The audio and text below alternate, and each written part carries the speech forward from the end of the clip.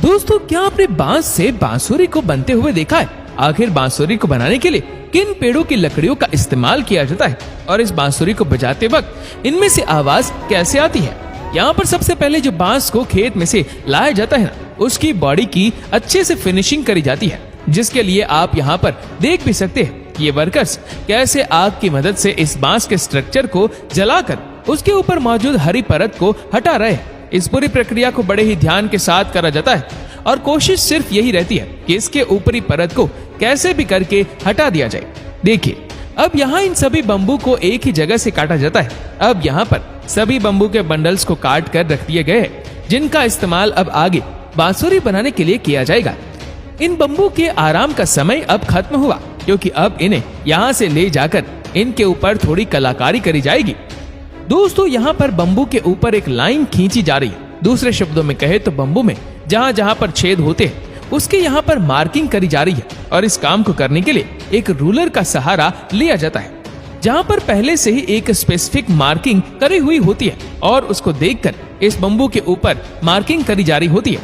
अब जिस जगह पर मार्किंग करी होती है वहाँ पर बारी आती है छेद करने की और इसके लिए एक नुकीली कील की जरूरत पड़ती है, जिसे सबसे पहले तो कुछ इस तरह की मशीन के अंदर फिट किया जाता है और फिर इस मशीन के ऊपर बांसुरी को रखा जाता है।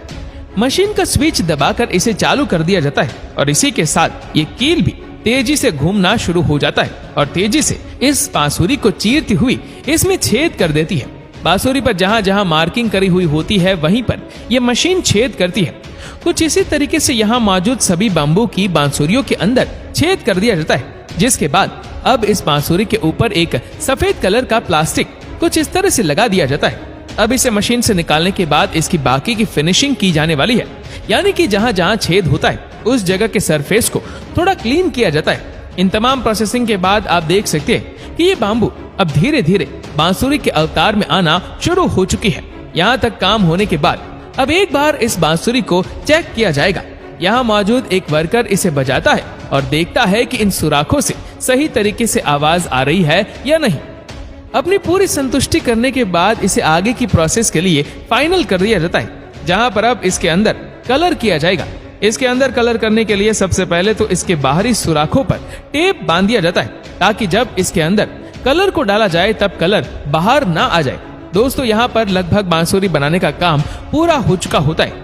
अंत में इस बांसुरी के चारों तरफ पतले रेशेदार धागों को लगा दिया जाता है। इसके अलावा कुछ बैम्बू को यहाँ पर लाकर उसे काटा जाता है और फिर इसके अंदर से एक खास चीज निकाली जाती है, जिसे आप यहाँ देख सकते हैं। यह चीज काफी सॉफ्ट है और इसका इस्तेमाल बांसुरी में मौजूद छेद के ऊपर लगाने के लिए किया जाता है, ताकि इन छेद के जरिए जब हवा को गुजारा जाए तब उनमें से और भी ज्यादा मधुर संगीत निकले। तो कुछ इस तरह से अब ये बांसुरी बनकर तैयार हो चुकी है और इसे बेचने के लिए मार्केट में भेज दिया जाएगा।